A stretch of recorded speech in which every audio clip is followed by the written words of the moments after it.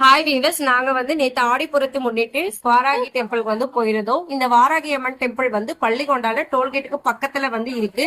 அங்கிருந்து ஒரு 1/2 கிலோமீட்டர் போய் லெஃப்ட் சைடு இந்த கோவில் இருக்கு. இந்த கோவிலுக்கு நிறைய நாள் போகணும்னு சொல்லிட்டு பிளான் பண்ணோம், போகவே முடியல. பஞ்சமி தேதியில போனா ரொம்ப ஸ்பெஷல் டேவா இருக்கும். அதுக்கப்புறம் ஃப்ரைடே சண்டேல கூட்டம் அதிகமா இருக்கும். இங்க கோவிலோட என்ட்ரன்ஸ்ல வாராக பெருமாளும் வாராகி அம்மனும் இருக்காங்க. முப்பெரும் தேவர்கள் முப்பெரும் தேவியர்கள் எல்லாமே என்ட்ரன்ஸ்ல வச்சிருக்காங்க, பிரம்மா விஷ்ணு சிவன். அதுக்கப்புறம் ஒரு டவுன்ல இறங்கி லெப்ட் சைடு பூஜை பொருட்கள் எல்லாம் சேல் பண்றாங்க. சின்னதா ஒரு கேண்டீனும் இருக்கு. இந்த கோவில் ஒரு 10 ஏக்கர் அளவுல கட்டியிருக்கிறதா சொல்றாங்க. ஆனா அதனுடைய அளவு எனக்கு கரெக்டா தெரியல. ஃபர்ஸ்ட் என்ட்ரன்ஸ்ல பிள்ளையார் அப்பா தான் இருக்காரு. நம்ம முழு முதற் கடவுளான பிள்ளையார வழிபட்டுட்டு தான் அடுத்ததான் எல்லா சுவாமியும் தரிசனம் பண்ணணும். இந்த பிள்ளையார சுற்றி வரும்போது ஒரு சின்னதா வாராகி அம்மன் இருக்காங்க.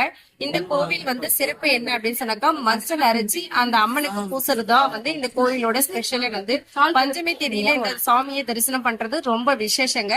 தொடர்ந்து 5 வாரங்கள் நம்மளுடைய வேண்டுதலை நினைச்சு மஞ்சள் அரைச்சி அம்மனுக்கு அந்த நம்ம கையாலேயே தண்ணியால அபிஷேகம் பண்ணிட்டு அதுக்கப்புறம் மஞ்சள் பூசி விடணும். அதுக்கப்புறம் அதை நம்ம பிரசாதமா வீட்டுக்கு எடுத்துட்டு வரலாம்.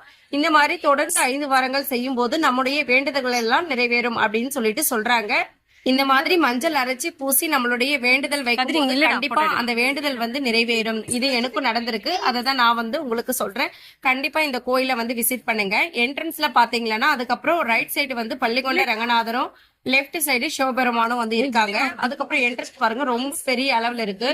கருவறைக்கு வெளியே தான் இந்த வாராகி அம்மனுக்கு தான் தீபம் போடுறது, நெய் தீபம் ஏத்தது, தேங்காய் தீபம் எல்லாமே அங்கதான் செய்யணும். கருவறையில எந்த பூஜையும் செய்ய மாட்டாங்க. கருவறையை சுற்றியும் இந்த மாதிரி அவதாரங்கள் வாராகியோட அவதாரங்கள் எல்லாமே இருக்காங்க.